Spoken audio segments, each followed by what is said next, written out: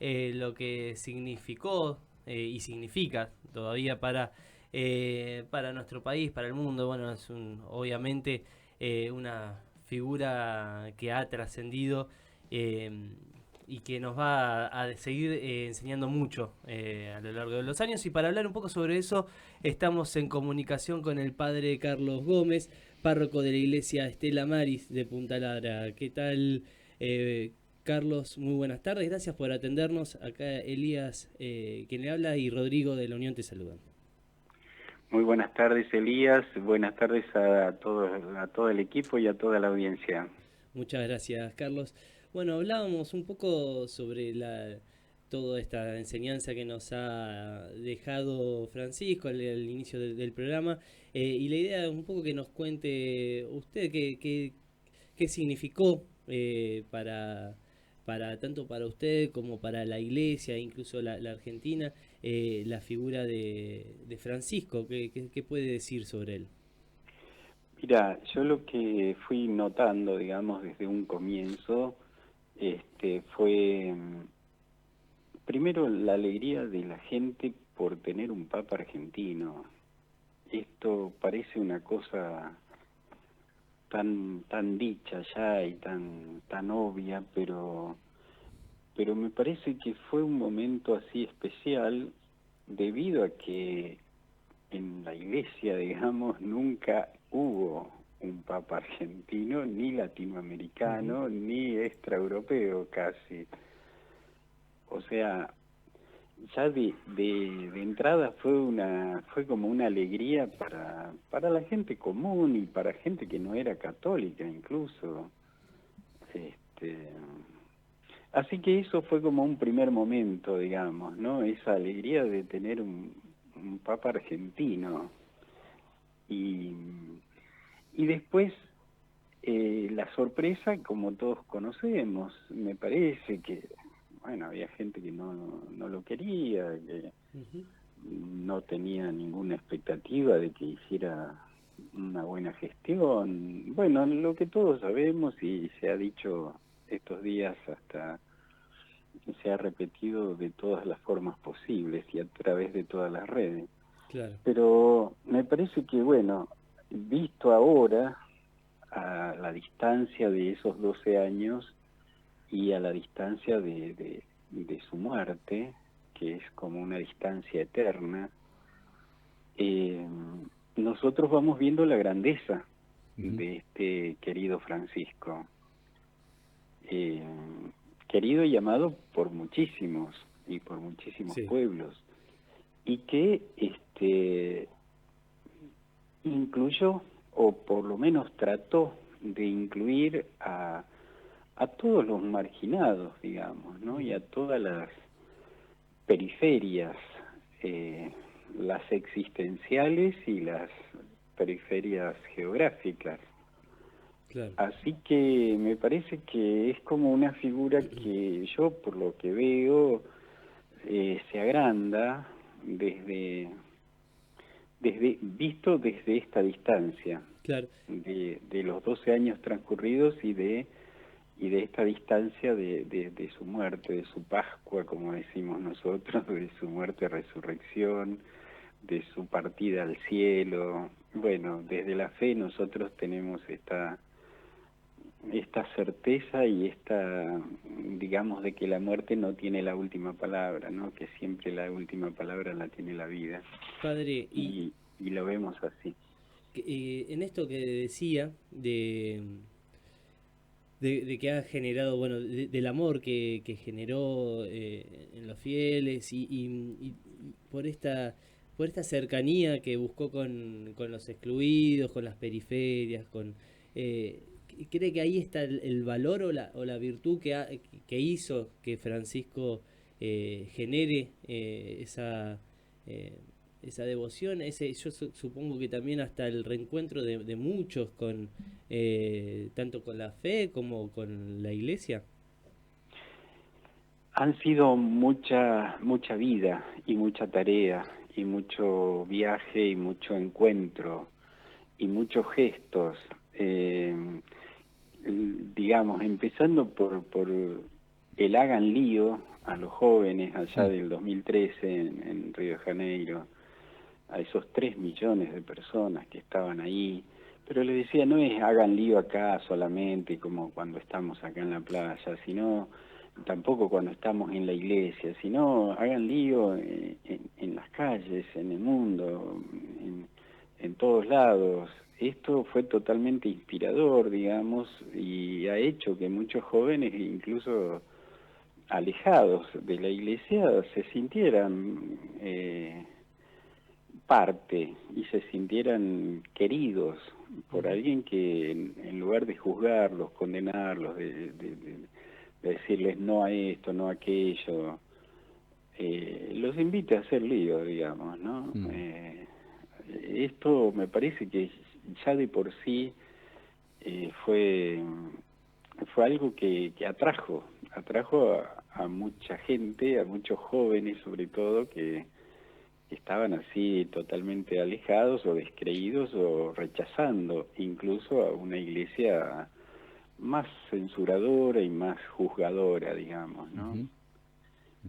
No la totalidad, porque dentro de la iglesia hay siempre distintas formas, puntos de vista, hay personas que han hecho hermosa a esta institución, digamos, pero así en general muchos jóvenes sobre todo la percibían como muy cerrada y muy lejana, y ese hagan lío. Pero después tantas cosas al año siguiente ahí en Bolivia con los movimientos sociales, fue extraordinario.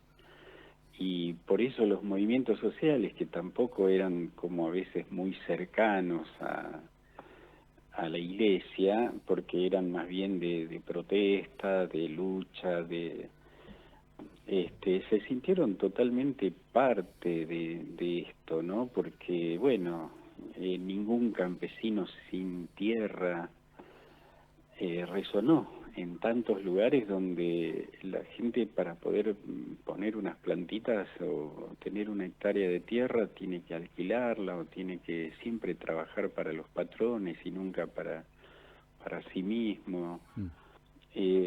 Fue muy importante. Ninguna familia sin vivienda.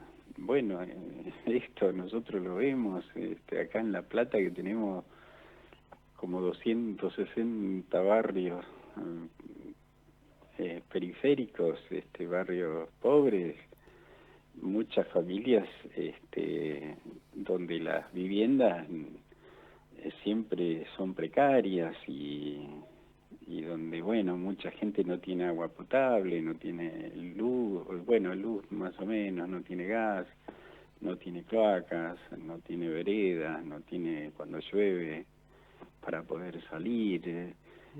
Bueno, ninguna familia sin vivienda, ningún trabajador sin derechos. Tanto nosotros estamos viendo trabajadores en negro, decimos, o auto, como es que se consiguen un trabajo pero que no tienen prevista la jubilación y claro, los derechos, las vacaciones, etcétera. Ningún trabajador sin derecho. ¿Te imaginas que hay un 60% de nuestros trabajadores argentinos en esa situación? Que por ahí vos le decís, yo trabajo y tengo vacaciones y te miran como diciendo, sos un privilegiado, ¿viste? Bueno, y así podríamos seguir porque, bueno, ha sido de tantas formas. Este Papa ha estado cercano a distintas cuestiones del pueblo. Bueno, los migrantes, la inmigración fue también su primer acto, digamos, de ir a Lampedusa y a abogar por los inmigrantes, pero así con todo, digamos, por la paz. Sí, ahí Carlos, ayer, vos sabés, Rodrigo te habla, ¿cómo te va? Sí, ¿cómo te va? Bien, ayer veía un cachito en la tele que se hacían misas, ¿no? En conmemoración, bueno, y que algunos salían a decir, bueno, que no había llegado, no había venido al país, digamos, para no profundizar la grieta o para no caer en la grieta que hay acá en el país y demás, ¿no? Como si él fuese parte de esa grieta eh, que en realidad uno, escuchándote a vos ahora, haciendo todo el recorrido que haces de las cuestiones que le interesaban o las cuestiones que él proponía a trabajar o le proponía al mundo observar, que él estaba muy claro de qué lado estaba, ¿no? Esto Sí, como postura ante el mundo sería, ¿no? sí, sí. Pero, a ver, yo nunca entendí por qué no vino, ¿viste? Va, porque digo, pero yo lo pienso desde mí. Ujú. Yo a la semana hubiera estado acá. Claro. Digo, si yo iba, me elegían papa, te imaginas que al otro día me venía para acá a saludar a toda mi gente y después me volvía, qué sé Mm, yo. mm, Digamos, creo que es algo que quedó pendiente, para mí es como una deuda que quedó ahí ujú. y como algo pendiente que no se llegó a concretizar nunca y ahora ya no puede ser, digamos. Qué será lo que le sucede a una persona religiosa que llega a ser papa, ¿no? Pregunto, Carlos, esto. Porque yo en su momento, claro, imagínate vos estando en tu parroquia en Ensenada, que bueno, tenés que pasar a ser obispo, digamos, hay una serie de pasos previos, ¿no? Me imagino, y creo que es así, Sí, para pero llegar a ser bueno, papa, ¿no? Pero digo, yo recuerdo Bergoglio tensionado, no Francisco, sino Bergoglio tensionado por la política del país, por la situación social y demás, porque él siempre fue un tipo con postura, digamos. sí, sí, sí, sí. Y que cuando fue Francisco, esta es una apreciación mía y vos decime qué te parece, ¿no? Pero digamos, cuando fue Francisco, para mí fue más Francisco que Bergoglio de alguna manera, Sin duda, ¿no? a mi modo de ver también, ¿eh? Yo lo veo tal cual lo ves vos y me parece que mucha gente es otra función y Claro. es otra mirada y es otro lugar totalmente distinto. Ujú. Ahí vos te sentás y tenés que pensar en el mundo entero, Claro. tenés 1.300 millones de católicos en distintos lugares de la tierra y tenés 7.000 millones de personas que no conocen a Jesús o que por lo menos practican otras religiones o no practican ninguna. Entonces, esto te cambia. Acá en Buenos Aires, viste, vos decís, bueno, éramos 1 millón de personas, 1.000 curas, nada más. Ujú. Te sentás allá en el Vaticano y tenés es otra cosa. Ujú. Eh, pero así todo, yo, viste, digo, bueno, me hubiera gustado y me parece que quedó ahí pendiente que viniera, Ujú. que Sí. hubiera venido y Ujú. que aunque sea, viste, no sé, venir un día e irte a saludar, qué Y sé yo, ahora, no sé. Es ahora lo muy vemos, difícil porque uno lo piensa desde acá. claro, Claro. Viste, y desde pensarlo esta desde allá situación. es toda una organización, es todo un contacto con los gobiernos, etcétera, y es todo un análisis que hay que hacer de la realidad del país, viste. Yo Ujú. no, todo eso no lo pienso, yo lo pienso como mi vecina o mi vecino que Claro. dice, ¿cuándo viene? Claro, ¿Viste? claro, ¿Cuándo, claro. cuándo viene a visitarnos? Mm, Yo también lo pienso así. mm. Padre, estamos en comunicación con el padre Carlos Gómez, párroco de la iglesia Estela Maris de Punta Lara.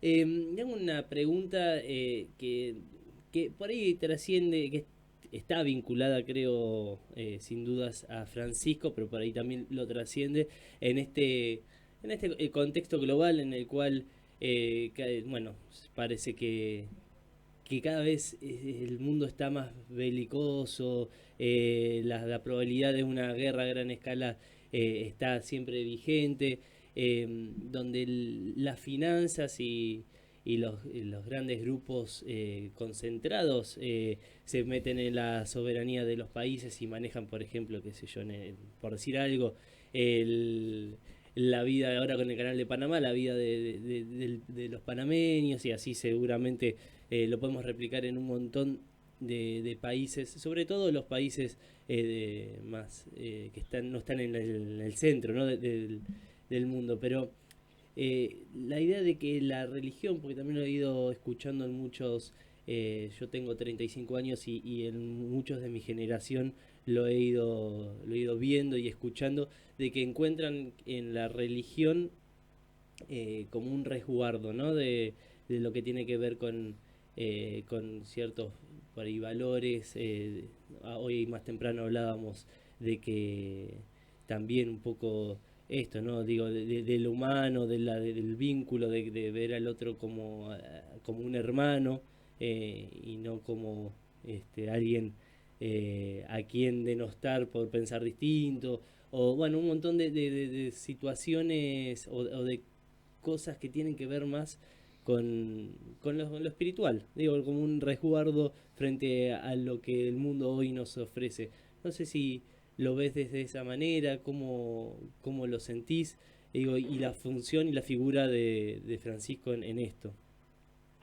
Sí, yo no solo lo veo como un resguardo, sino también como una fuerza espiritual y humana que nos impulsa a caminar como pueblo. Digamos, estamos siempre como siendo dominados por los distintos imperios.